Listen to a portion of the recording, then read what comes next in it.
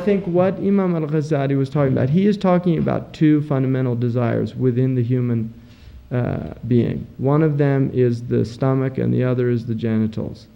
And he's saying that if we can master these, then we become masters of ourselves. If we can't master these, then we're slaves to ourselves. Now for a man, those relate to, one of them relates to their desire for women. زُيِّنَ لِلنَّاسِ حُبُّ الشَّهَوَاتِ مِنَ النِّسَاءِ, and that's one of the things. Now that ayah is equally as applicable to women as well in relation to men. Right? I mean, I think that what is being said there can be equally applied for women in terms of men in relation to men. Although men definitely have a more difficult time, right, in these matters than women. And this is changing in the modern times, particularly in this country. But that is not something that has traditionally been the situation. Men are weaker in these matters. In fact, it very clearly says in the Quran, خُلِقَ الْإِنسَانُ ضَعِيفًا, that man was created weak in relation to women. That the women have a strength that men don't have. And the Prophet ﷺ said, for instance, that a woman's capacity for sexual enjoyment is actually greater than a male's. And in one by 99 parts. And he said, except Allah has made modesty so overbearing in a woman. There's a modesty that Allah has placed in women that He didn't place in men. Right? And this is why it's quite rare in cultures all over the world.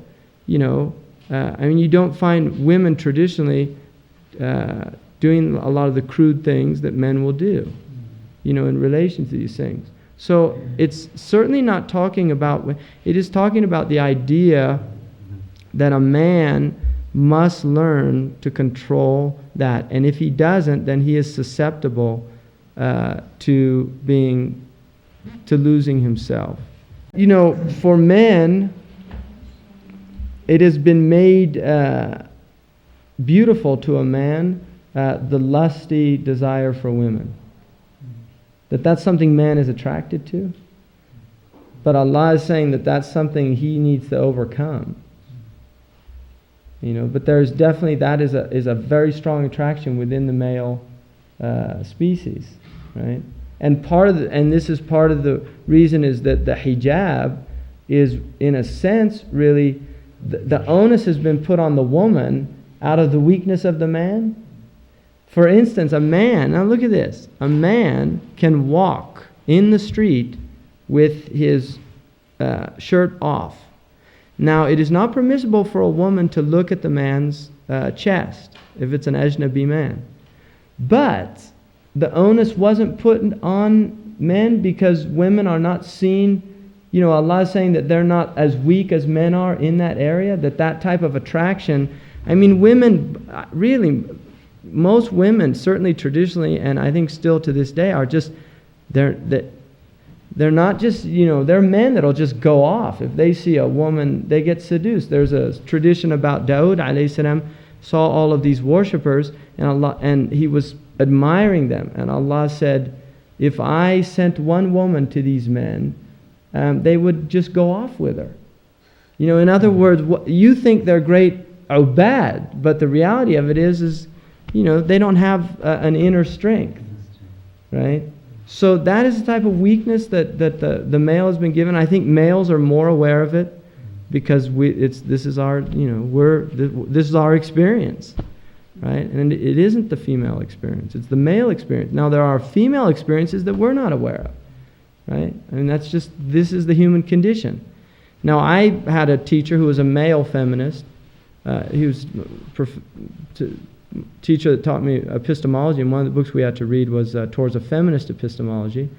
And one of the things, his argument was that it's impossible for a man to understand the feminine condition.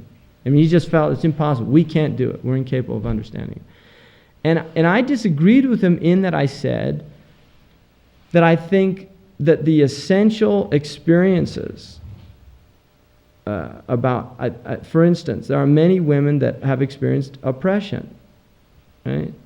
Now, although I cannot experience the female experience of oppression, I know what oppression is, and I know my reaction to it because I have been oppressed, and I think everybody in this room at some time in their life has felt oppression, and they've felt the experiences that go with it, right? So we do have bonds and connections. You know, we've felt pain, we've felt anguish, we felt love, we felt hate, we felt jealousy. These are shared human experiences, and these are things that can bind us and keep us together. The Prophet ﷺ never says that women are evil. There's no... And also another thing, these are bad translations, because a lot of times they talk about shar, and I mentioned that shar in Arabic is not a moral. It has to do with more with a want than it has to do with the idea of evil, right? I mean, there's some... I've seen this in the Muslim books, and personally, I don't... It bothers me. Definitely, they should at least be on the path of attempting to purify their hearts. You know, I don't think that you should delay marriage until you have, you know, feel like you're in a state of purity or ikhlas or something like that. You know, you might end up getting married at about 60 or 70. Right? And Allah's also made, you know, there's natural attractions. Lust is part of the human condition. That is a natural attraction between a male and a female. That's not something abnormal, and it's not something bad. What the Sharia is saying is, if you can't control that, you're in trouble. You have to be able to control it. Then the idea is that you will not be susceptible to falling into something that is a major wrong action, because your taqwa, the mechanism within your soul, will prevent you from doing that.